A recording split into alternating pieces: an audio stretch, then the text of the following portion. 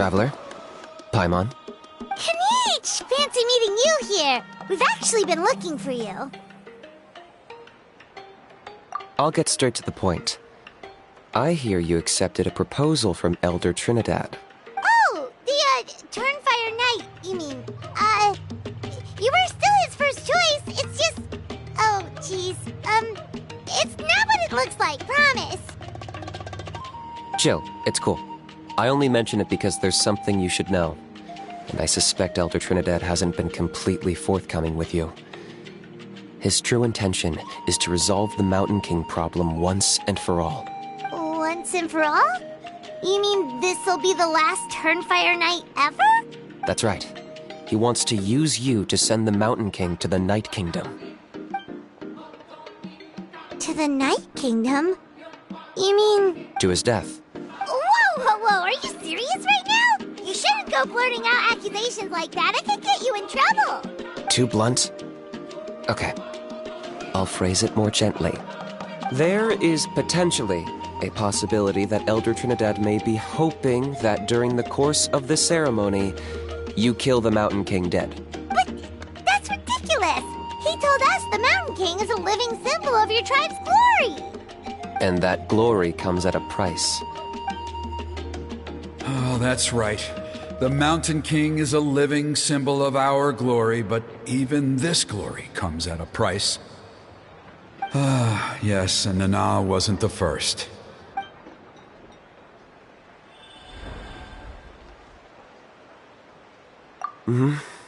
She likely won't be the last to lose her life either. Still, is killing the Mountain King really the only way? It seems so extreme! The Mountain King is a unique case when it comes to abyssal contamination. It's eaten away at him for so long that it has consumed him entirely, and the damage is irreversible. That evil power has both driven him insane and kept him alive over the centuries. So, to look at it one way, once it's completely purged from his body, the Mountain King will finally be able to rest in peace. In past ceremonies, we've only purged around half of the abyssal power. This was to strike a balance, to keep him alive, but also keep him asleep. Trinidad didn't say anything about how much power he wanted us to purge, but he did say there were some more details to go over before the ceremony. Then it sounds like you'll know for sure soon enough. If he really asks us to kill the Mountain King, what should we do? I know this must come as quite a shock, so I suggest you act like you didn't hear anything for now. But would you have time to visit the chief after your meeting with Elder Trinidad? I'd like to make a deal with you. What kind of deal? One that comes at a very reasonable price. I'm sure you have plenty of other questions, but we can talk more later. Good. See you soon.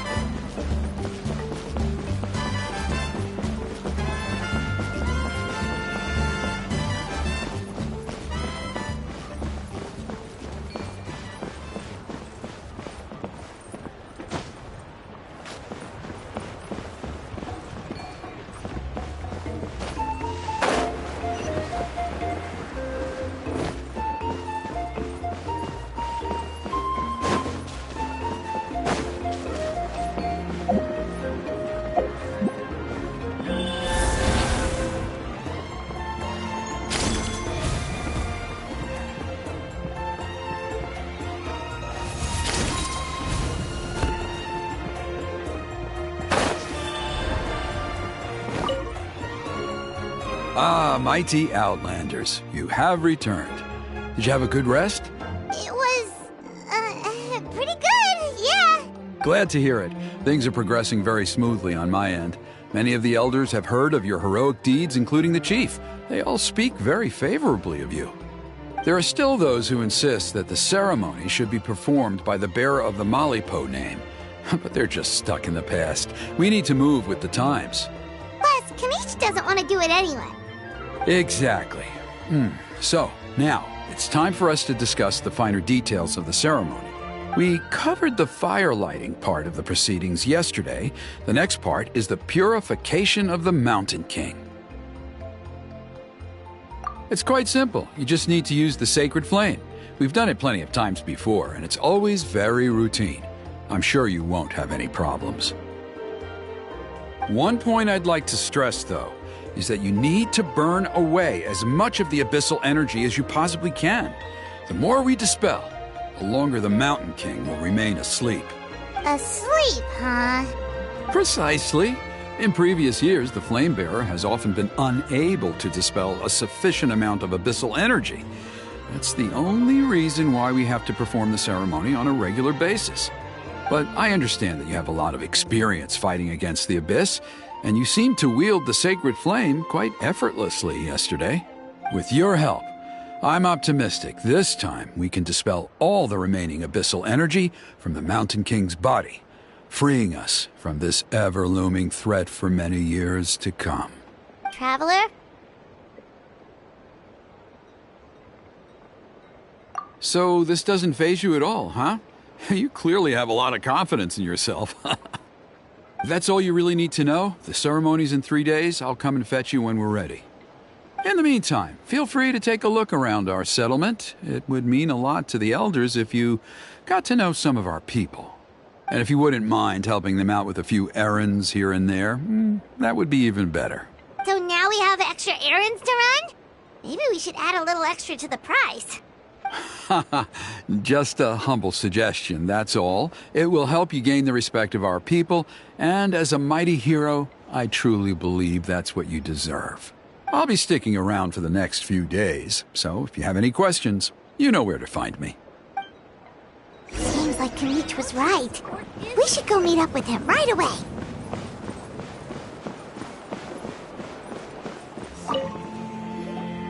Huh, you're here. Kinich! Elder Trinidad said that... I can tell. It's written on your faces. Is that the Traveler in Paimon? Forgive me for not being there to welcome you on your arrival. That should have been my duty as chief. Hello, Chief Waina. I only heard the news from Trinidad yesterday, so I asked kinich to invite you over for a quick chat. I believe kinich has already filled you in, so I'll get straight to the point. Firstly, I fully endorse your appointment as flame bearers for the upcoming Turnfire Night. However, I would like to request that you take steps to ensure the Mountain King's safety. Every child of our tribe grows up hearing the tales of our heroes, from Yupanqui the Firebringer to Burkina and the Mountain King who fought against the Abyss. This is our history and our heritage, the source of our pride and the center of our faith. To kill the Mountain King would be to destroy our spirit. I would never be able to face our ancestors in the Night Kingdom. Nana's death was a great tragedy, and I do not blame Trinidad for the actions he has taken. Nevertheless, I cannot allow any harm to come to the Mountain King. The very roots of our identity are at stake. My honored guests, please give this matter your serious consideration. Perhaps there is, but despite all our attempts to contain the situation over the years, we've not found it. Right now, I should like to hear where you stand on this matter. Though I sense that your mind is not yet made up, I'm still comforted by your words. There are 3 days left before the ceremony. I hope they will bring you clarity. So, kinich, earlier you were saying that... Let's walk and talk. I'll show you around the tribe. That works too. Paimon needs to get some air after this.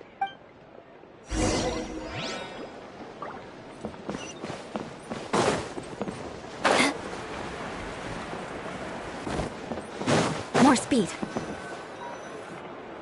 Kinich, Paimon finally understands why you turned Trinidad down. You knew what he was planning, didn't you?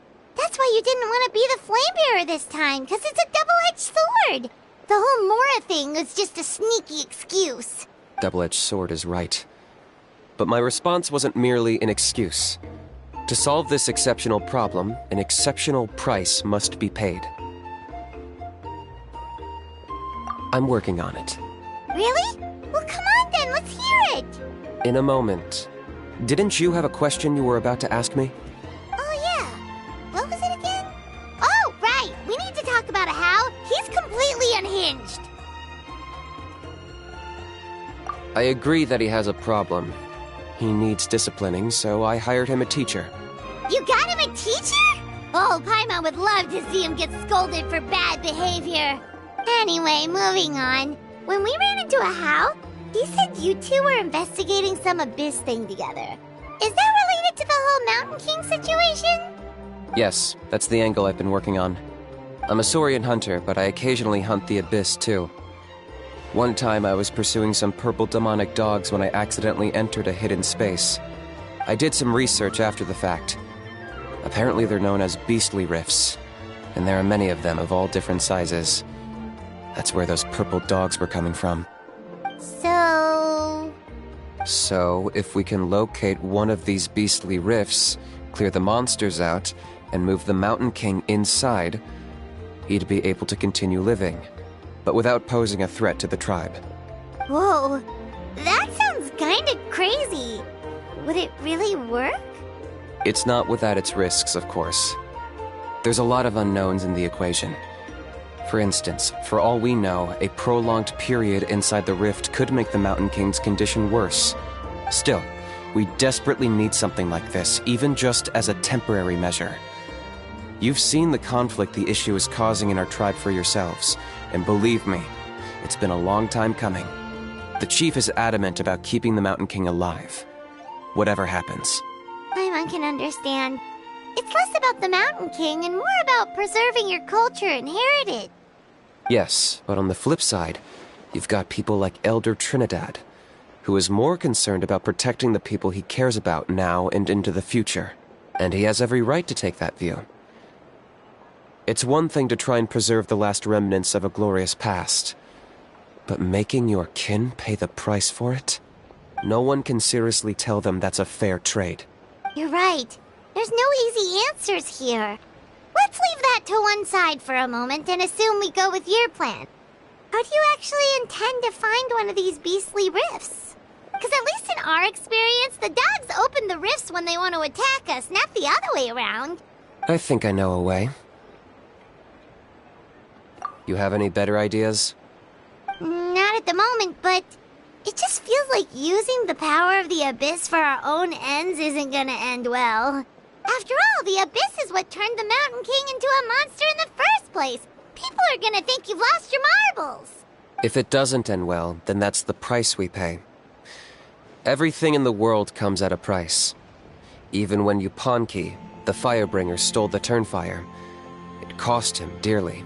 The Mountain King's erratic outbursts have brought tensions within the tribe to a boiling point. Unless this gets resolved quickly, everyone will be stuck in a stalemate. Alright, so what's this deal you wanted to make with us? We're hardly experts on exploiting abyssal power. All I need you to do is keep people away from me. I'm getting harassed on a daily basis by people trying to convince me to be the Flamebearer. I can't afford to waste all my energy dealing with them. If you help me out, there'll be a gift for you in return. Ooh, what kind of gift? Something well worth your while, I'd say. Just keep doing what you've been doing. Integrate yourself with the tribespeople, so everyone comes to terms with the fact that we have a new Flamebearer. That way, I won't have an endless stream of people coming to beg me to join the ceremony, and I can focus on finding a way to summon the beastly rift. Then, when the day of the ceremony comes, we'll move the Mountain King into his new home. Still sounds pretty crazy. Even for a daredevil like you, that's dangerous. And even if it works, what if neither Chief Lina nor Elder Trinidad are happy with it? Have you... At least the two of them would finally be on the same side of the issue, leaving only me on the opposing side. The tribe needs leaders like them far more than a Saurian hunter for hire like me.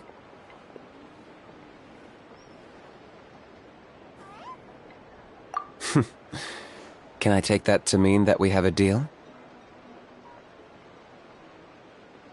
For sure. And who knows? Maybe we'll come up with an even better solution to all of this in the next couple of days.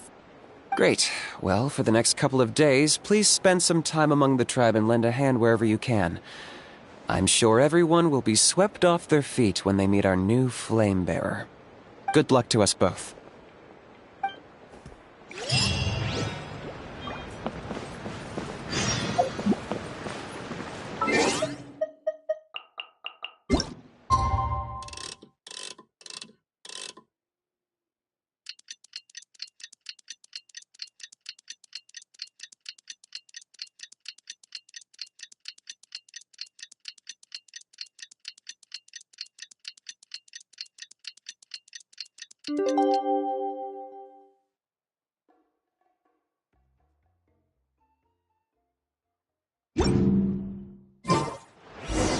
Okay, task for the day. Meet the tribe's people and take some heat off of Kinich's back.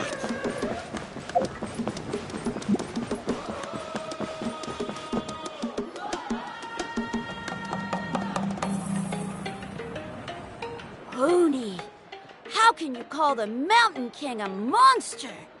Because he hurt a lot of people. And look what happened to Nana. But it wasn't on purpose. The Mountain King is sick, that's all. He's been hurt by the abyss. That's true. But the fact remains that he's now a threat to all of us.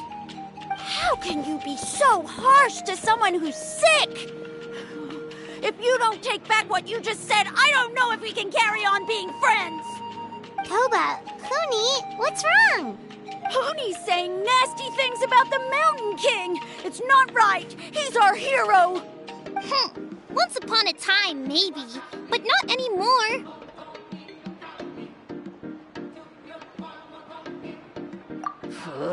Yesterday, maybe, but not anymore. Toba? Fine. I guess my dad is right. Things change, and you just have to accept it and move forward.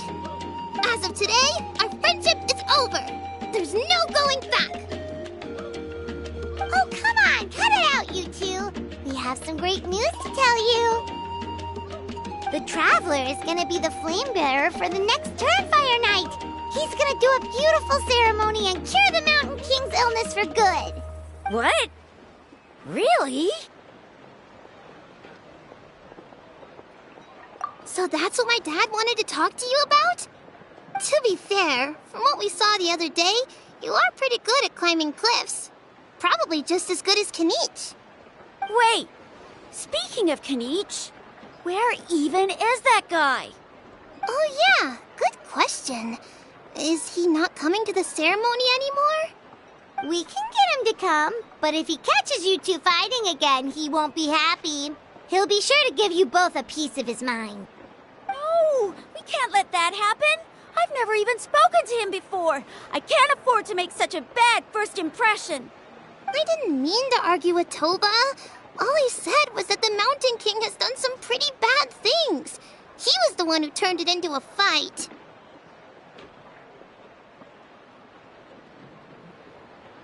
Yeah, if you weren't friends, there's no way Toba would have come to look for the baby Saurians with you. All right. Well, because it's the Traveler and Paimon and Kinich, I'm sorry, Toba. I'm sorry for all the mean things I said about the Mountain King. Dad just really misses Nana, and I was really upset that she's gone, too. Huh? Oh. I shouldn't have spoken to you the way I did either. It wasn't very nice of me. For the Traveler and Paimon, Kinich, and for Nana. I'm sorry too, Huni. That's more like it. Now you're best friends again. Guess so.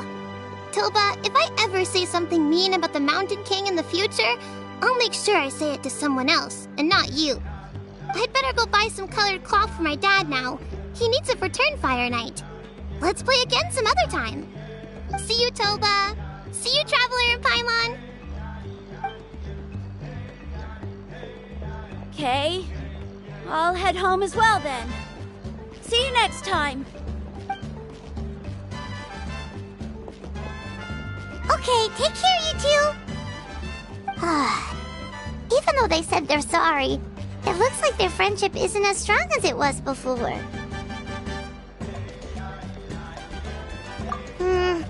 Let's just hope we can solve this once and for all. Come on, let's move on.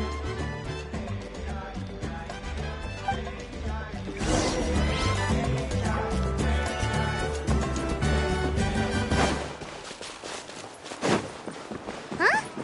What's going on over there?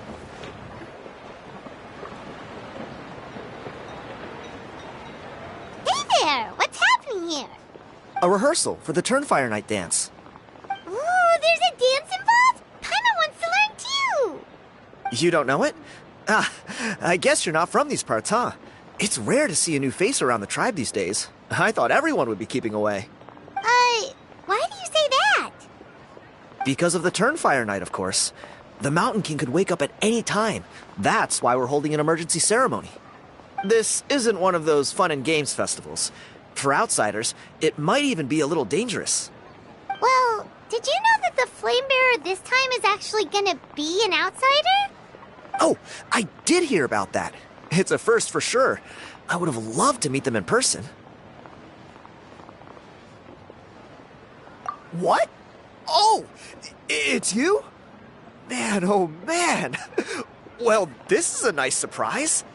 It's funny. I was just thinking that I'll probably miss out on meeting the new Flamebearer since I'm not taking part this time around. Then suddenly, there you are. Must be my lucky day. You're not taking part in the Turnfire Night? How come? You're not an outsider too, are you? You must be joking. Watch this.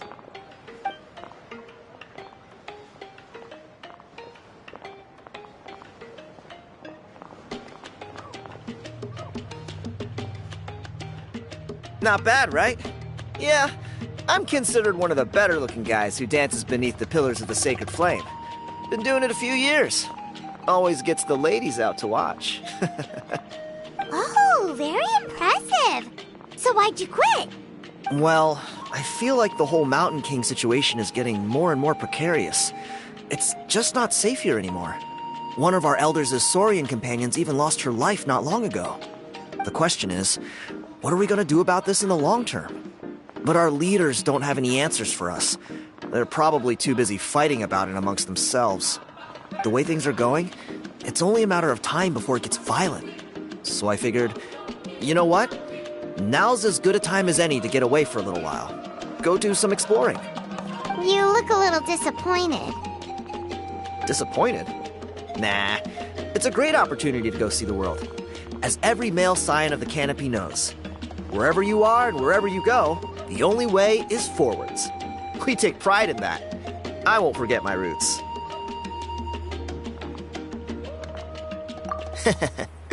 I managed to get in touch with the Saurian Relics Association. They gave me a simple test. Find a decent quality relic, and they'll make me a member. What's the Saurian Relics Association? You've never heard of it? It's a group of amateur history enthusiasts who do research on the ancient Saurian era. They're all about collecting relics and remnants from that age. Speaking of which, the guy who was Flamebearer before you, I've heard that his Saurian buddy comes from that time. A how? A how's a relic from an ancient Saurian civilization? Oh, yeah, him. So you know those two already, huh? Then do you know how they met? It was deep inside some mysterious ruin, and they signed a contract there. The association folks say that the kind of contract usually comes with a huge hidden cost. Really? That sounds ominous. Who knows? But if it's true, Kinich can probably handle it. He knows what he's doing with weighing up contracts and costs and stuff. I doubt he'd make a contract that doesn't benefit him. Strangely enough, I actually happened upon a strange mural a while back, and it looked to me like it was depicting a Saurian and a human involved in some kind of Saurian-era contract ritual. Oh, does that count as a relic then? You bet it does. I was all ready to go take a picture of it and use it as my entry ticket to the association. But after all the abyssal activity recently, I heard that area's been overrun by monsters. The best laid plans, huh?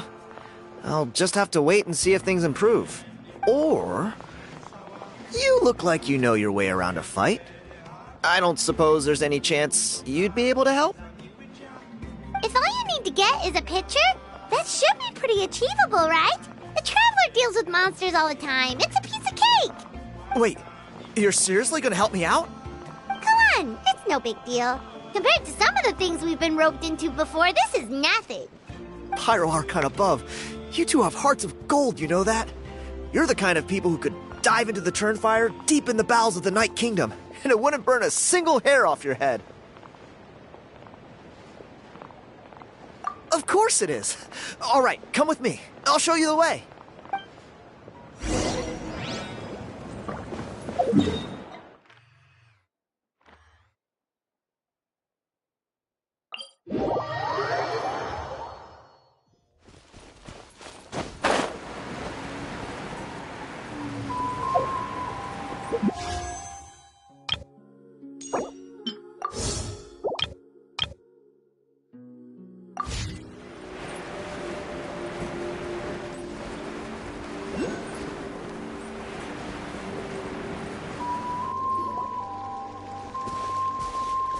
There it is.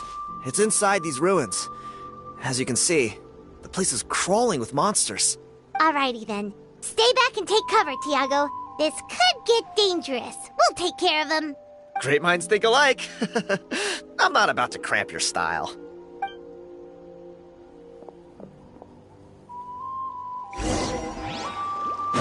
More speed. Vengeance will be mine. I condemn you.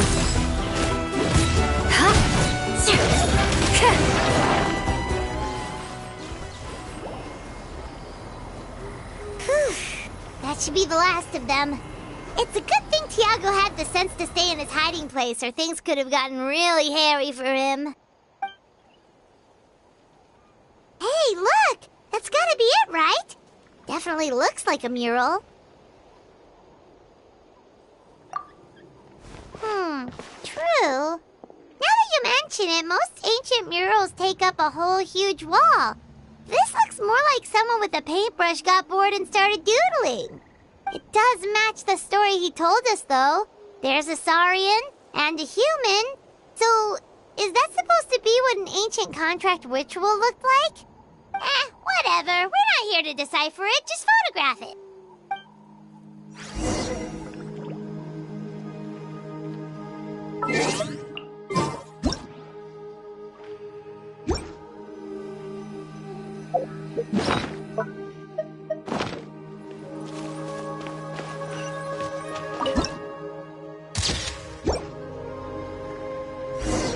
That's a wrap. Let's take it back to Tiago.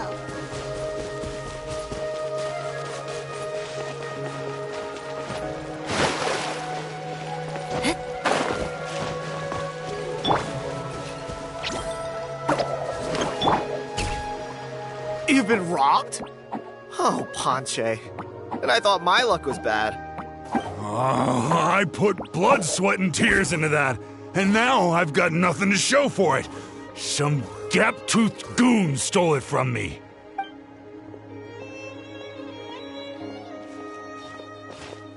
Tiago, is this the picture you were looking for? Let me take a look. Yep, that's the one. Pyro Archon above, you two are superhumans. Hey, Ponche, come and say hi to these guys. They're gonna be the new flame bearers, and they're tough as nails. Wait, are you the Traveler and Paimon? Huh? You already know each other? I don't think so. My nephew Toba's been telling everyone about you. He says you're crazy strong, super friendly, that you helped him out, and that you're gonna be our flame bearers this Turnfire night. Oh, so you're Toba's uncle. Great to meet you, sir. Sounds like we managed to make a bit of a name for ourselves. Toba's not wrong, my friend. These two are honestly some of the nicest, most genuine people I've ever met. Everyone speaks incredibly highly of them. Seriously, if you're comfortable telling them about what happened, I guarantee you they'll sort it out in no time. Really? All I want is to get the fruits of my labor back. Allow me to explain. Ponche is a well-known scholar within our tribe, author of the widely acclaimed book, Yupanqui's Turnfire. Unfortunately, the book was stolen by a treasure hoarder a few hours ago. I spent years of my life researching that book. I visited every last ruin, interviewed every descendant of every hero in our history. On the word Malipo alone, I covered at least 5 different interpretations of the meaning based on accounts from different villages. It was an unparalleled masterpiece. And now it's all gone. That little goon ambushed me during my morning walk. He snatched all of my belongings, including my entire manuscript. That book was everything to him. It's like they robbed him of his soul when they took it. Look at him. Lost and listless. He's a shell of the man he was. Dear honored guests of our clan, I am but a helpless old student. If only for Toba and Tiago's sake, please help me, I beg of you.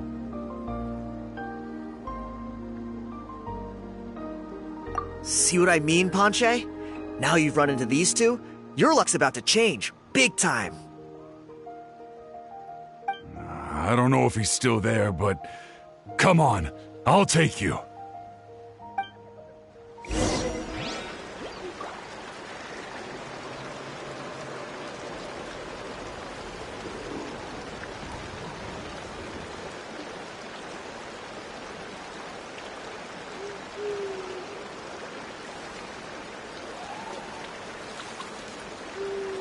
You want to learn some Favonia's blade work? All right then, I'll teach you.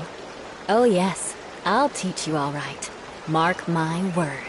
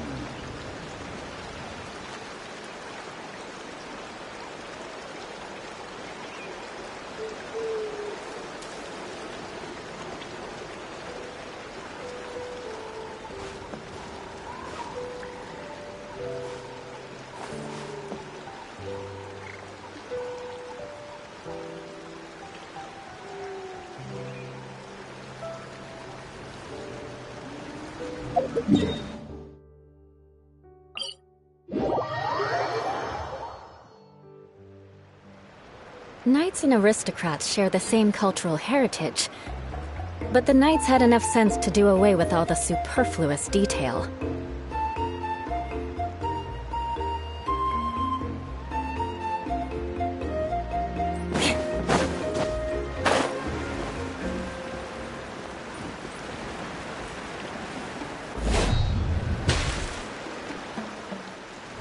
Hey! You thieving rat! Give me my things back! What do you want now, you old bum? God, you're a waste of space. Prepare to get shoved butt first into a tree hollow. Oh, what's this? Brought a little bodyguard with you, huh? All right, let's see what you've got. Watch this! Eat dirt, suckers!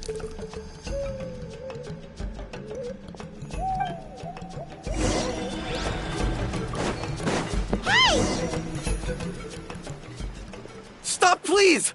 By all the warriors, heroes, gods, and kings, I can't run any longer!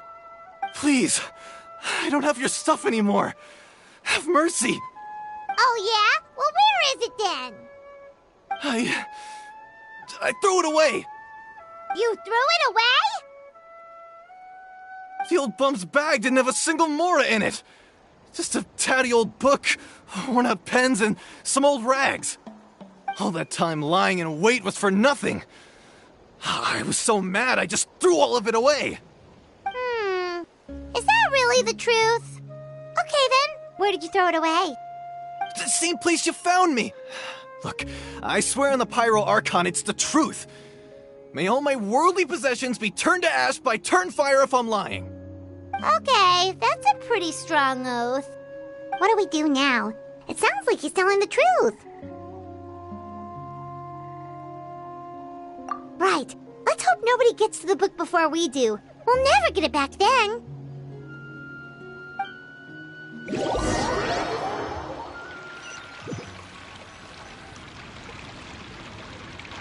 Although the Turnfire is a heroic symbol in Hoytzatlan, it always comes with the more ominous implication of eventual tragedy.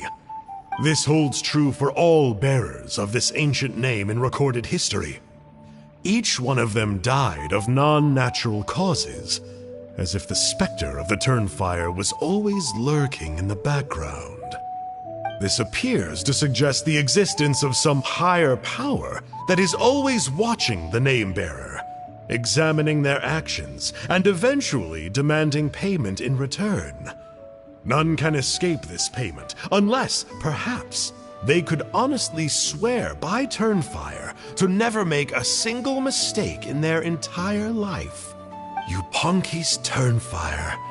What an incredible work on ancient name philology.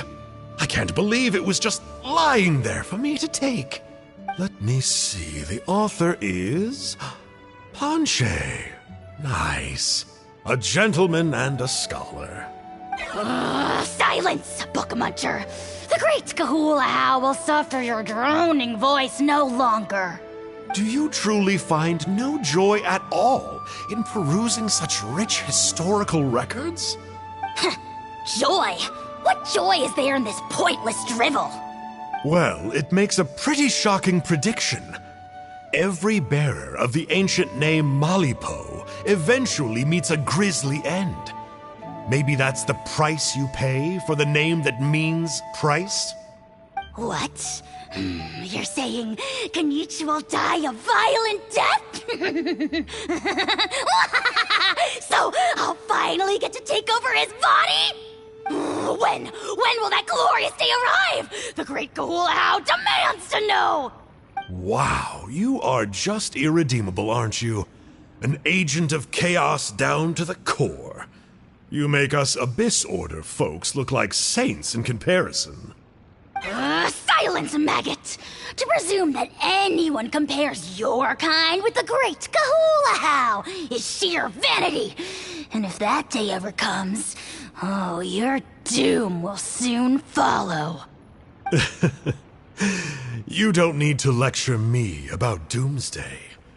Here's what I know, based on countless historical texts. All civilizations will be reduced to rubble by the passage of time. From ancient kingdoms, to heavenly thrones, to worlds beyond, there are no exceptions. But from the ruins of every civilization, the dust will rise and never settle, thus transcending the confines of time. That dust is what we call a civilization's spirit. And you, great Kahulahow, are one such speck of dust from a bygone age. I've paid dearly for the chance to observe you up close. Now, let me take a good look at you. We'll see whether any memories of that age still remain inside you.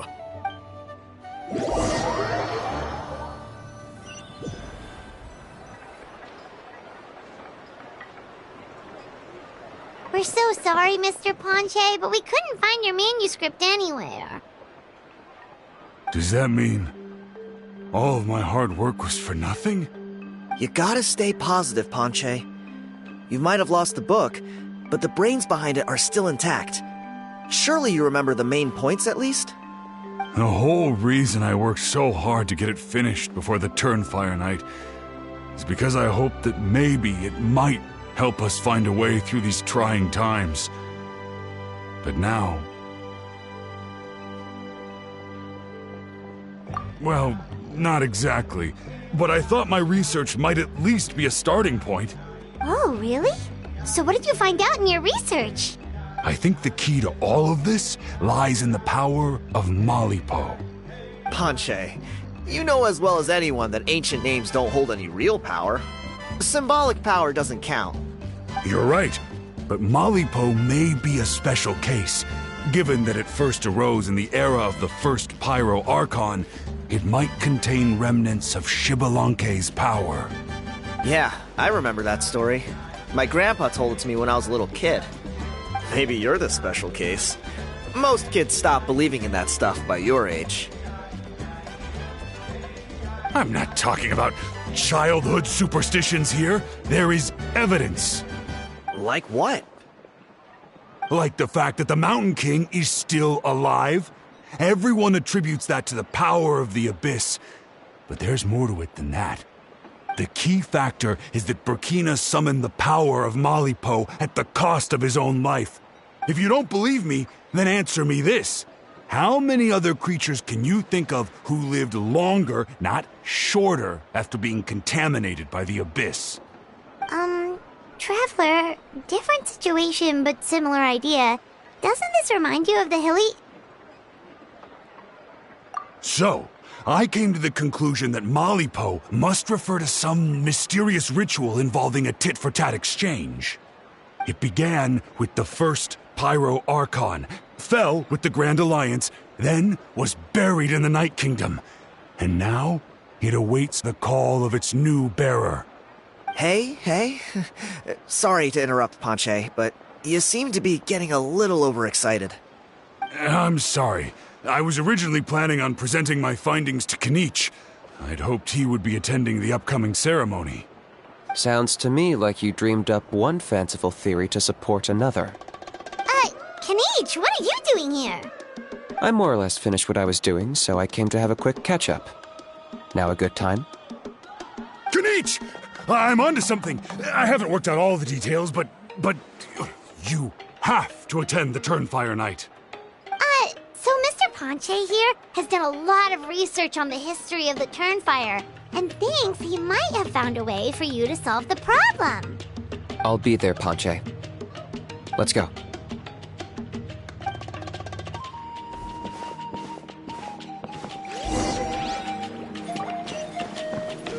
More speed.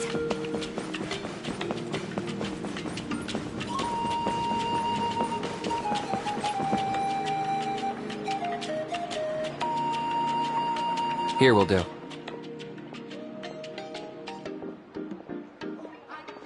Yeah. I'd like your help giving it a trial run tomorrow. If that works, we have our plan come Turnfire Night. Sounds like you're not considering Ponche's idea. You heard him. He hasn't worked out the details yet. We need a more practical solution with concrete steps to follow. Yet? Are you saying you think he might actually be onto something? I think it's possible, based on something I know about the war 500 years ago. Burkina didn't fall to the Abyss. He was killed by the Mountain King in an episode of madness. In his final moments, Burkina made the fateful decision to not fight back, and instead pass his blood and power on to the Mountain King. Maybe he thought the Mountain King was stronger than him, and more valuable to the tribe. Or maybe it was just out of loyalty to his friend. Either way, I can believe the Turnfire was involved. Whether you think his sacrifice triggered it, or his fate was sealed from the moment he took the Malipo name, it makes sense to me. How can you drop these truth bombs with such a straight face? This is what I've gleaned from my many interactions with the Mountain King. His mind is so disordered. It took some time to piece it all together. The story Elder Trinidad told you was the more palatable version of events. The truth is even darker. The Mountain King's mind isn't just disordered. He is suffering and feels great shame. I believe he wants to be put out of his misery. What? Then what should we do? Should we grant him his wish? Of course not. We should help him move to a new home. It's the only practical solution. The Mountain King is a hero to my tribe. An object of worship, even. Ending his life would be like desecrating a statue. Still, he's been the cause of multiple disasters, and we can't afford to have any more. Ugh. Practical solutions hurt Paimon's brain. Can we follow our hearts next time? Then let's break for the day. I've already found a suitable venue for tomorrow.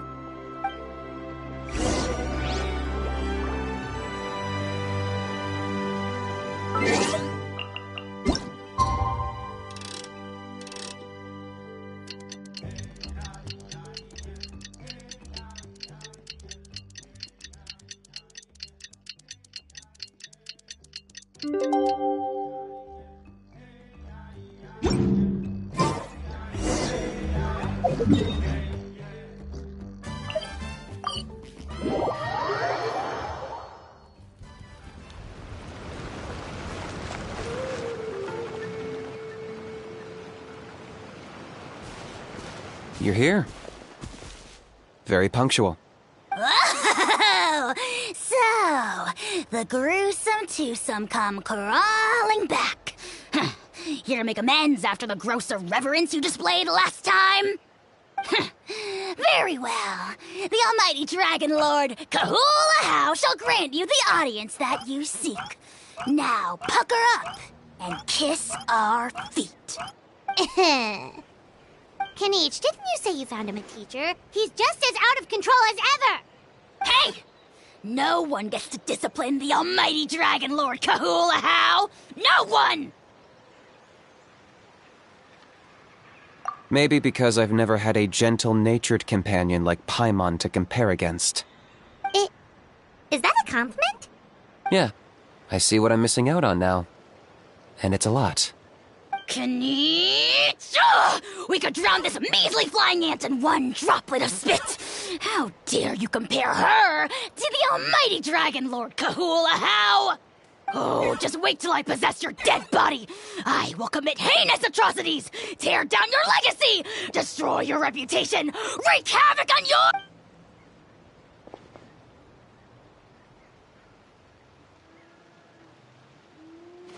Traveler, Paimon, let's get down to business. Once we've opened the beastly rift, you're welcome to toss a How in there for a couple of days. With pleasure. You don't need to ask twice. I got my hands on this device in a trade. It's meant as bait, but it'll also stabilize the abyssal energy. The rift towns will tear through space to get to this. Once they're here, we take them out and claim the rift for ourselves. You'll find out soon enough. First, let's try this out.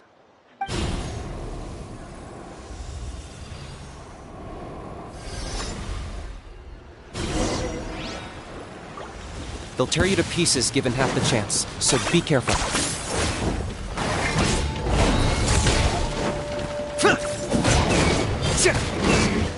Target acquired.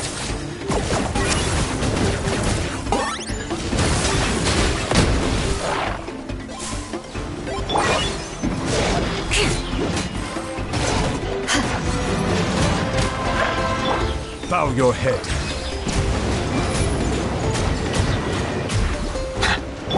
Stay put! Eye for an eye. Silence!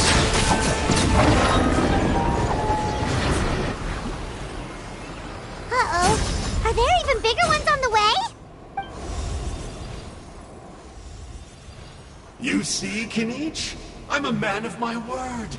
In fact, I'd say I under-promised and over-delivered. Nifty little gizmo, isn't it? I take it this is your true form? Now that our deal is complete, it's time to start the next phase of our relationship. I made a promise to the great Kahula How, and now I'm here to seize your body for his use. Cliché, I know. The hero's trusted partner sells him out to the abyss in a shocking act of betrayal. Cue bad guy speech and drawn-out death sequence. Huh? Angel? Huh? Huh? What are you two doing here? Oh, Mr. Kinich, this is not what we agreed on. Traveler, This is the gift I got you.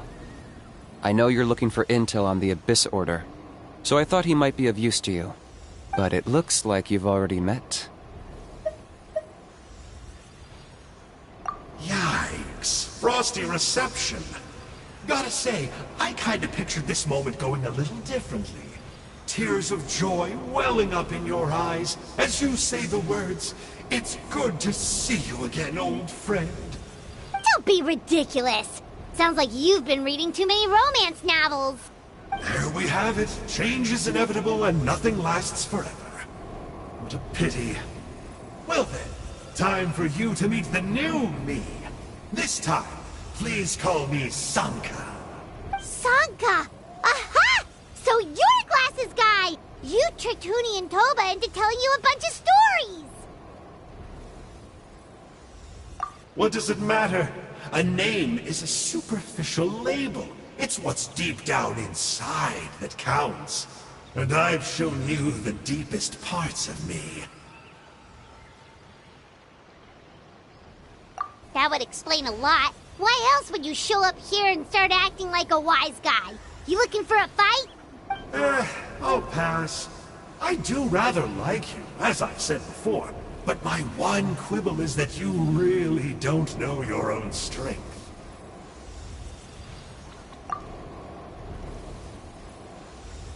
Wait. Of course! You're the one behind all the recent Abyss activity! Let Paimon guess, you've been provoking the Mountain King too! Haven't I told you before? I'm not part of the inner circle who do our Highness's bidding. My interests are far more low stakes. I spend my time digging for truth in ancient doodads and books. You really think a benchwarmer like me is capable of more than that? I investigated him. He's not connected to the recent events. Just happens to be in the area. So, I struck a deal with him.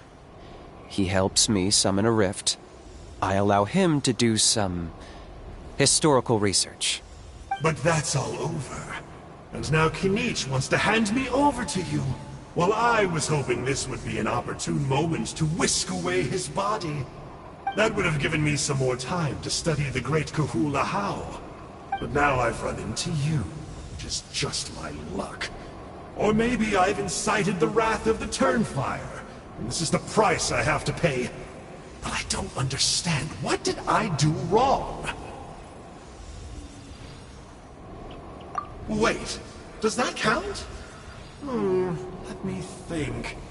How? You are the worst of the worst! Colluding with the Abyss Order against Kinich? How could you betray your partner? There is no betrayal. The almighty Dragon Lord Kahula How is a partner to no one. Don't worry, I told him to act as bait. Yes, and you should have picked a bigger fish. The Abyss Order? Ha! What a joke. Not even a match for our lowly servant. I put up with this toad croaking for days, and it was all for nothing. It looks like your disciplinary measures have been less than effective, Mr. Enjo. What did you expect? Behavioral rehab isn't really our thing. Otherwise, we might as well change our name from the Abyss Order to the Abyss Boarding School. The abysmal disorder would suit you better. Kinich! Dispose of him! He is of no further use to us! Traveler?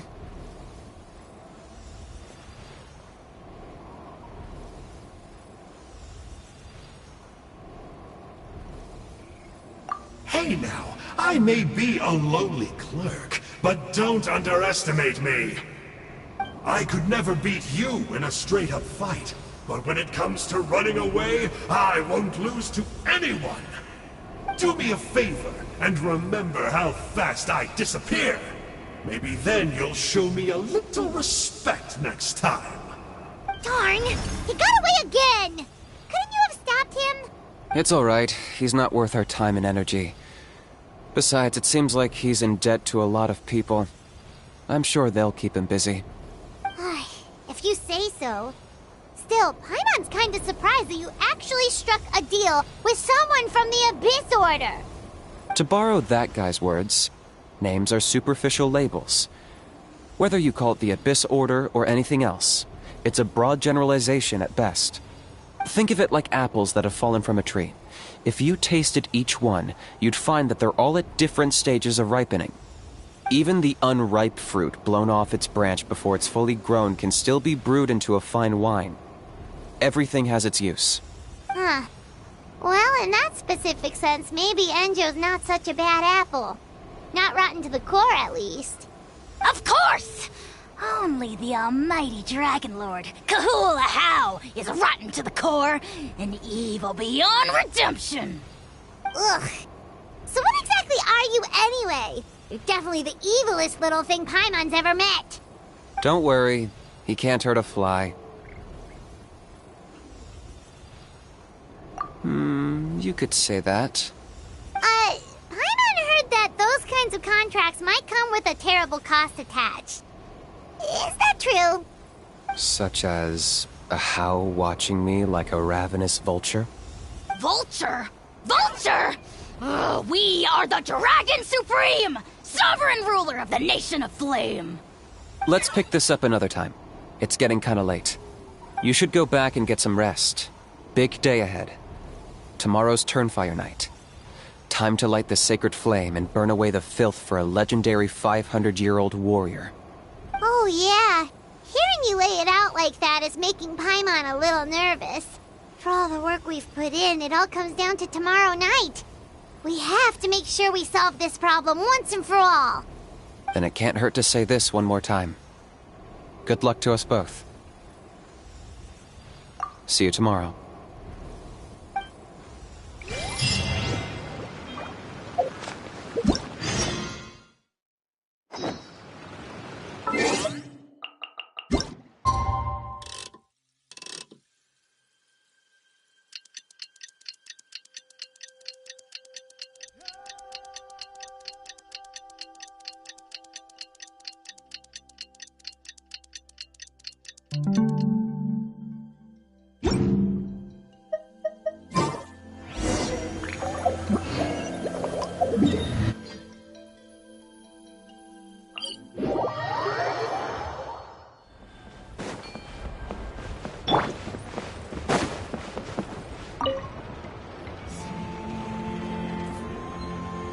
Ah, at long last, you're back. I hear you've done much for our people these last few days. Everyone has nothing but praise for you. Many young people have heard the rumors too. They're all eager to meet our new flame bearer. Well, they won't have to wait for long. It's almost time for the ceremony. We really hope we can resolve the Mountain King situation quickly and smoothly. Seems like a lot of people have been worrying about it, huh? Well, it's nearly time. So, if you're ready, then follow me to the ceremony site.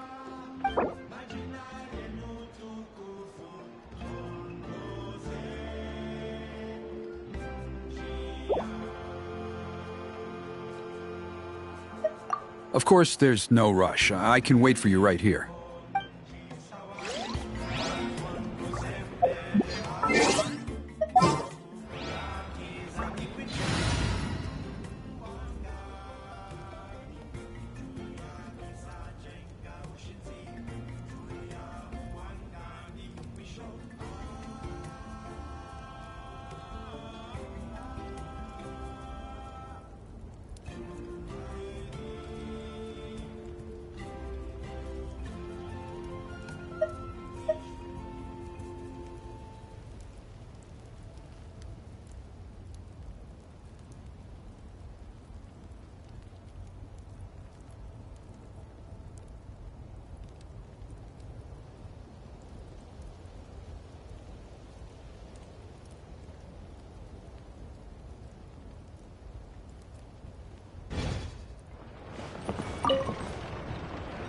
Are you ready? Off we go!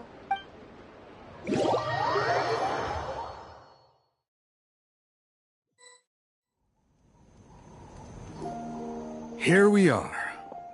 Our honored guests have arrived. I have heard much about your fine work over the past few days.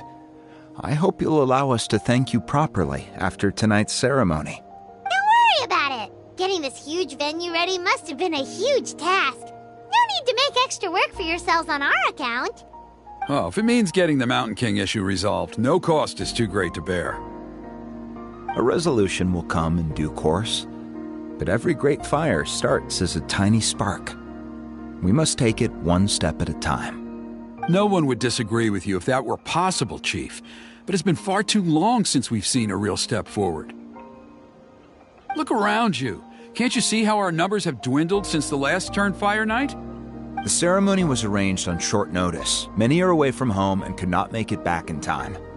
That may be so, but still. Good evening, Traveler in Paimon.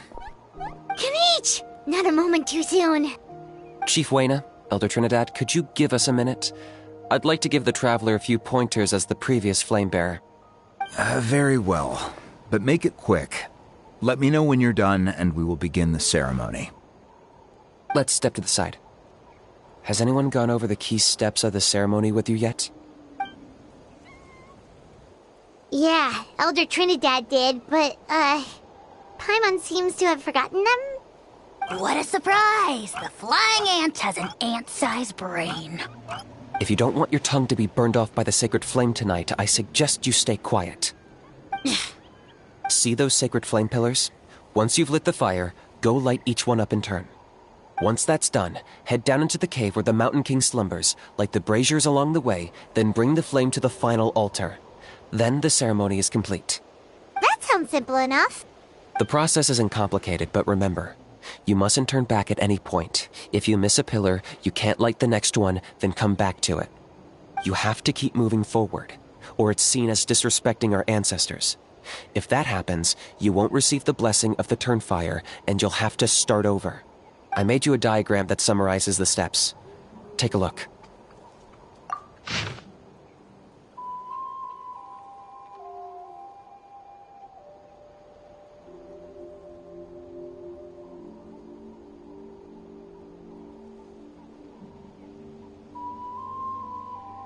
So that's our part. What about you? I'll be with you the whole way, and once you've lit the altar, I'll start summoning the rift. You can leave that side of things to me. Just focus on your part. Okay. We'll try to remember all that and get it right the first time. Ready when you are. But I think I saw Huni and the others just now. Maybe you should say hi before you start.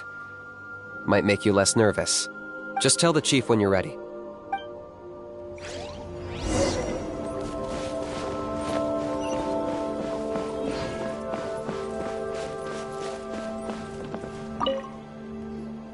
How are you doing? Is all in order? I'm counting on you. Don't forget what we talked about. By past fuel and present flame, life marches ever on. My brothers and sisters, the time has come to light the fire once again, and let the Turnfire night shine bright in Hoytzitlan.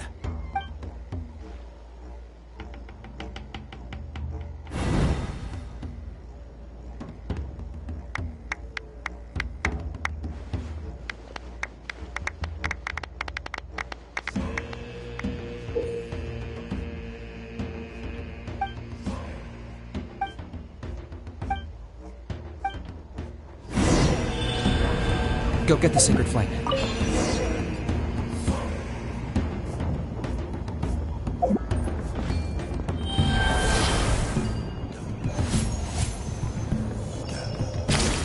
Nicely done. Off to a good start.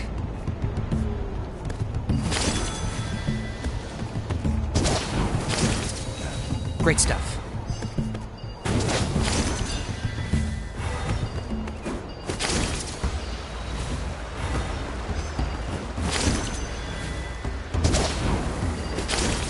You're over halfway. Keep it up.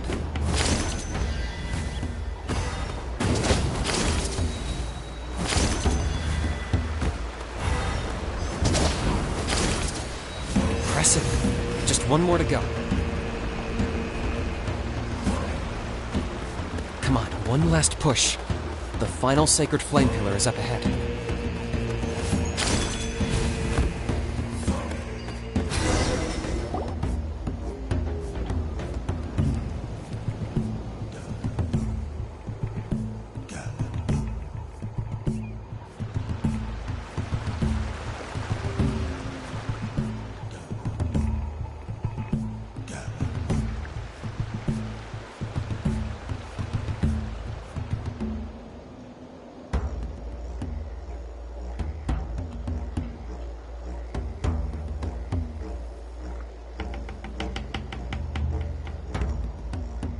Great. All the pillars are alight. Next, it's down into the canyon and head for the Mountain King's cave.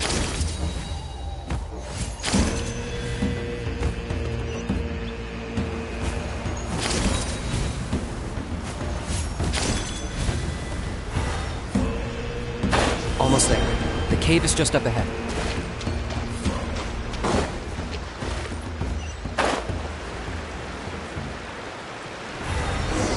The Abyss presence is growing strong. We should deal with the contamination first.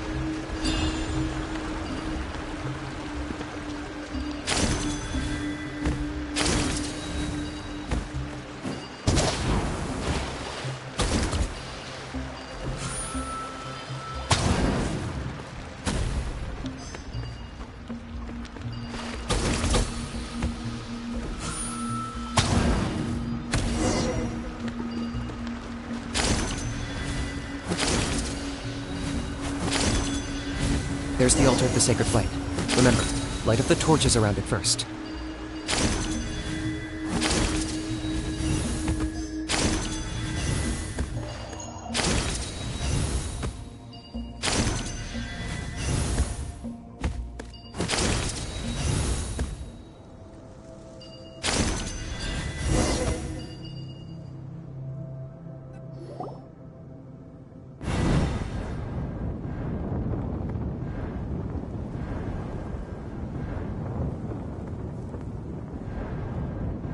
Woohoo! We've lit up the final altar!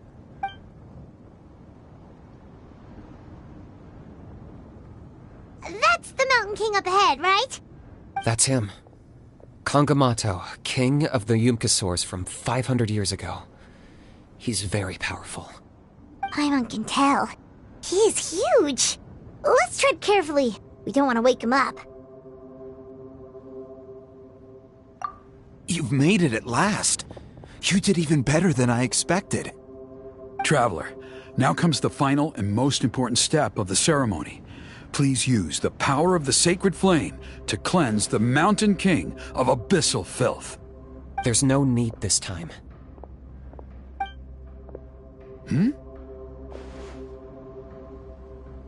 Such strong abyssal power.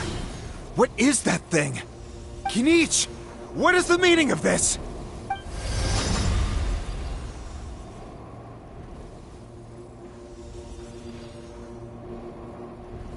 Is that a beastly rift? Chief Huayna, Elder Trinidad, this is about to get a little dangerous. You should step back. What do you think you're doing? Solving the Mountain King issue. You mean by having him torn to pieces by rift hounds? No, stop! We can't let that happen! Foolish locusts! Can't you see? We're trying to shove your Locust King into the beastly rift! But... I'm sorry, Chief Huayna and Elder Trinidad. This is the only way. Can you promise me that no harm will come to the Mountain King? I can't guarantee it, but I'm fairly confident. Traveler, this is not what we agreed on. You must cleanse the Mountain King of every last trace of abyssal contamination.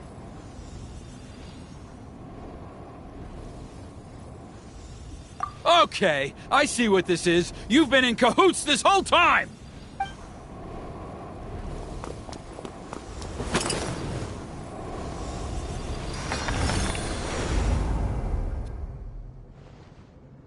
Ugh, you imbecile! What have you done? Oh no! The device is destroyed! You forced my hand. I had no choice. Elder Trinidad! What are you doing?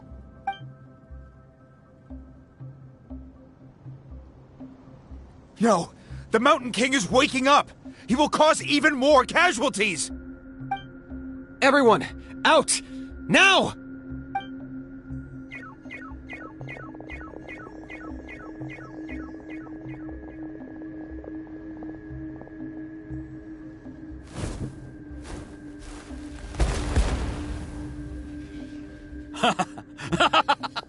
Well, it seems there's only one way to awaken you all from your willful blindness. More sacrifices must be made.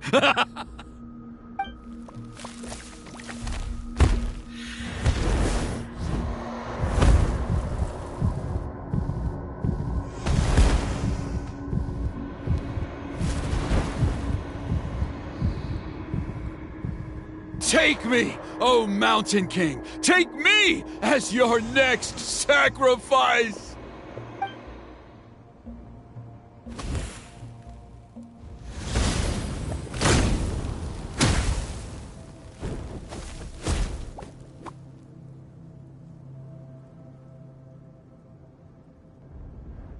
Everyone's still outside.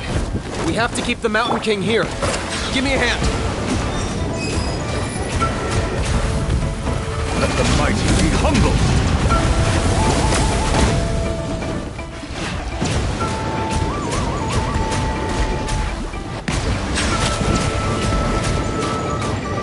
Watch out for the fruits he's spitting out. We can use those against him. Yeah, that's it!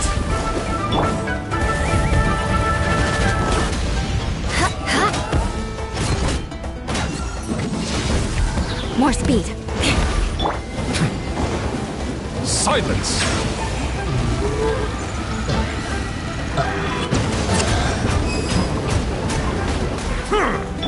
I condemn you! Good grief!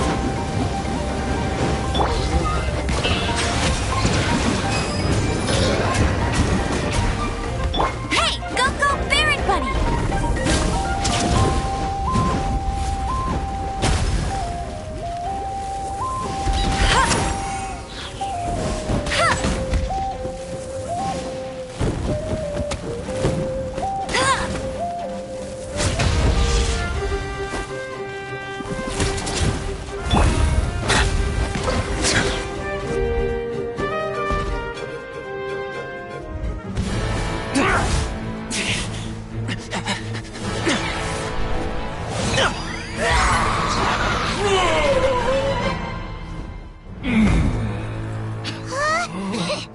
What do we do? We can't open the rift!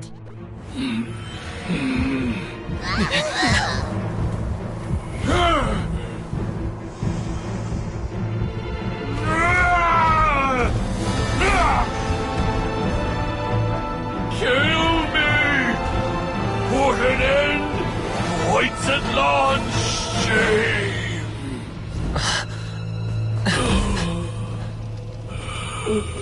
By past fuel and present flame, life marches ever on. Oh, Burkina, I must atone.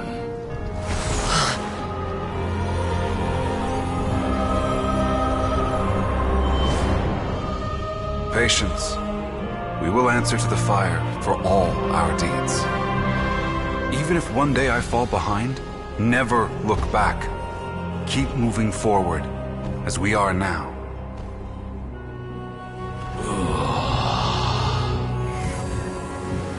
Live with your guilt and shame. This is the price to pay.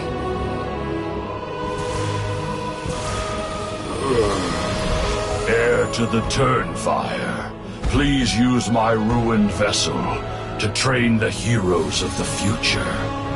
The will of Kangamato will march ever on, till the abyss is stamped out.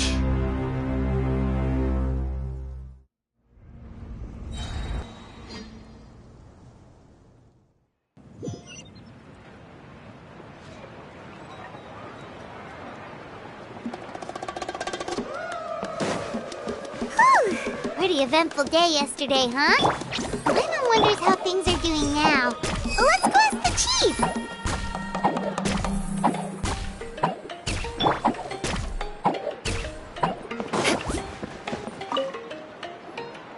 Traveler, you've come at just the right time.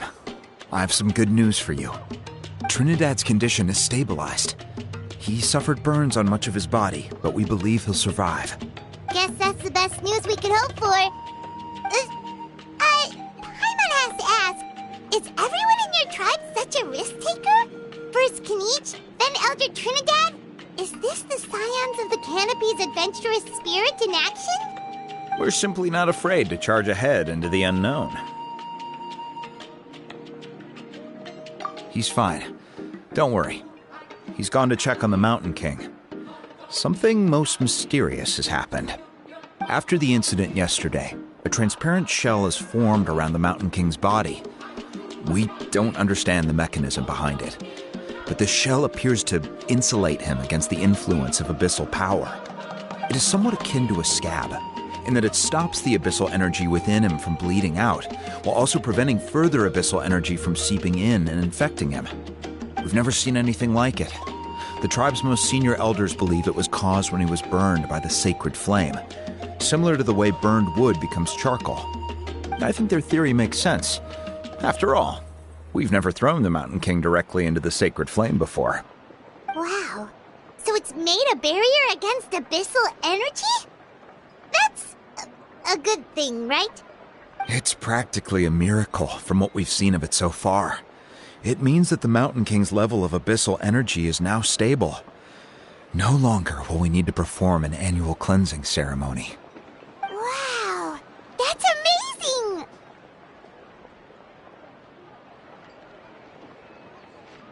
I know what you're thinking.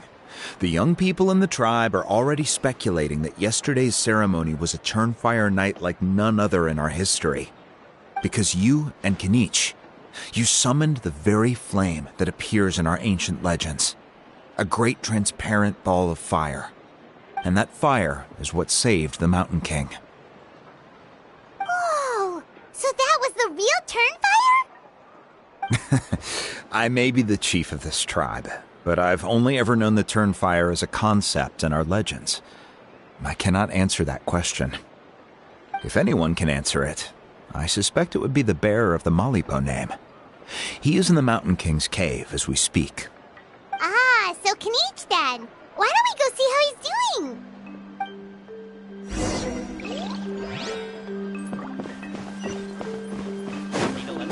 Support is important.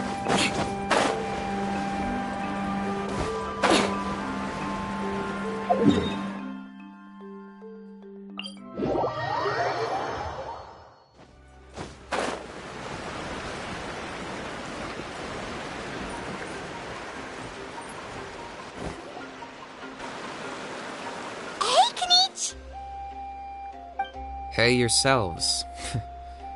You two doing okay after yesterday? We were gonna ask you the same question. You scared Paimon half to death when you rushed into the fire. Sorry, I couldn't just stand and watch the Mountain King get burned alive.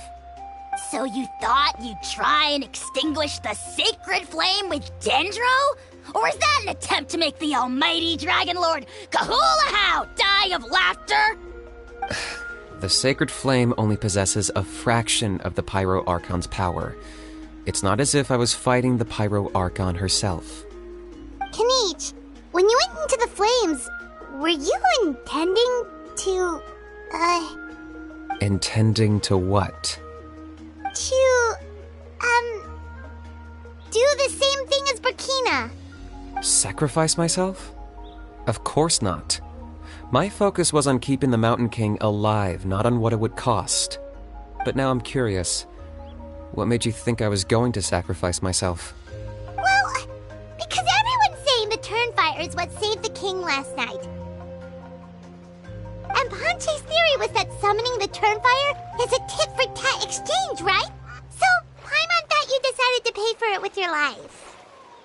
So you've heard that rumor too. I'm afraid I can't say for sure. What happened yesterday was a first for me too. Well, even if you don't know, there's probably no one in the world who does. What I would say is, if that really was the power of the Turnfire, I'd sooner believe that the Mountain King summoned it himself. The Mountain King? Then, what price did he pay? The core meaning of price is not atonement or compensation, but what you're willing to give up in order to obtain what you want. It's easy to die for your sins. Much harder to live with the guilt and keep on going. In the end, the Mountain King chose the latter option. For Burkina and for the tribe. That's the price he paid. Alright, so how is the Mountain King doing now? Health-wise, there's nothing to worry about. He'll enter a fighting stance whenever we set foot in his territory. But his attacks are gentler now and not as crazed as before. Like he said yesterday, he just intends to be a sparring partner for people to practice with.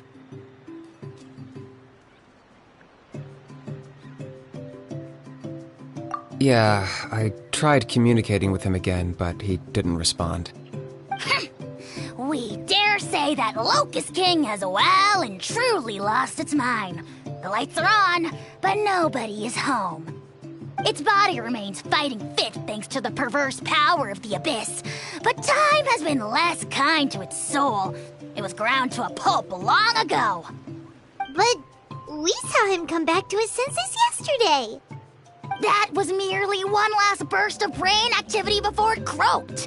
As you humans would say, it went out with a bang. Oh, come on! Stop being such a doomer. Paimon bets the Mountain King has finally let go of the tragedies of the past now, and is focusing on moving forward. That's why he doesn't have time to chat with us. He's too busy thinking about the future. Well, at least it means my fellow tribespeople can move forward now, too. Thank you for your help, Traveler. I owe you one. Yeah, that's right. You caught Enjo for us, remember? But he ended up being completely useless. It's not a fair trade if you lost out. That's on him. It's not your fault he's useless. Besides, we're friends now. You don't owe us anything. Friends? But your friendship is an even more valuable gift. I can't in good conscience accept it for free. So promise me, if you need anything in the future, you'll come to me. For you, I'll do anything.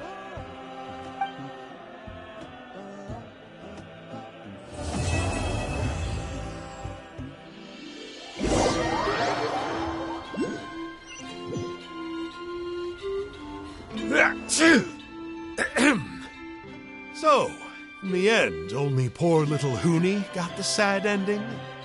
Yeah, everyone's happy except me. First Nana, then my dad. Why does everyone in my family have to suffer? Huni, it'll be okay. Your dad will get better soon. Toba, you're my friend, so I shouldn't say this to your face. But it was all the Mountain King's fault. Huh? Now hold your horses, kiddo. If you promise not to fight, Uncle Sanka will tell you a story. Okay, before you roll your eyes out of your skull, I promise you can trust me. I almost got my eyebrows burned off by the turnfire after last time. That's why I came back, to make it up to you. All right, I'll just get to the point. Do you know what Uncle Sanka loves the most about your people? What? Your extreme sports. Huh? On my first day here, I got hit by someone falling out of the sky.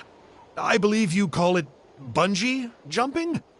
It's a dangerous sport, to be sure, but the courage it took to make the jump impressed the heck out of me. So, I introduced myself to the jumper, we made friends, and I even helped treat her wounds. Oh, such a nice friend. Of course. Anyway, the good times didn't last, because I got captured by a powerful foe, so we had to part ways for a while. In the hands of the enemy, I was scorned, scolded, and nearly given away as a gift.